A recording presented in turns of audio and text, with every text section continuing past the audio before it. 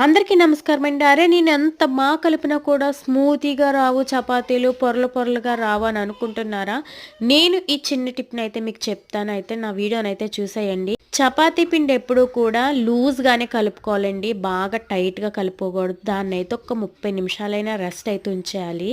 చిన్న చిన్న ముద్దలా అయితే తీసేసుకుని దాన్ని చపాతీలా అయితే ఒత్తుకొని, దానిపైన ఆయిల్ అప్లై చేసి పిండిని కూడా జల్లుకొని, ఒక సైడ్‌కి అయితే కట్ చేసుకొని, నేను చూపించే విధంగా అయితే రోల్ చేసుకుంటూ వెళ్ళిపోండి. ఇదొక ఫ్లవర్ షేప్‌లో అయితే వస్తుంది. ఇలా వచ్చిన దాన్ని నెమ్మదిగా మనం కిందకి ప్రెస్ చేస్తూ ఉండి మళ్ళీ రోటీలా అయితే మనం చేసేసుకుని పెనం మీద అటు ఇటు కాల్చేసుకుంటే మనకి స్మూతీ చపాతీ రెడీ అయిపోతుందండి. అట్లానే పొరలు పొరలుగా కూడా వస్తుంది. చపాతీ కర్ర కానీ, కుక్కర్ విజిల్ కానీ సడన్‌గా మాయమైపోతాయండి. మీకు అలానే జరిగిందా? నాకైతే కామెంట్ చెయ్యండి. నిజంగా ఎంత వెతికినా కూడా దొరకవు అవి నాకైతేని.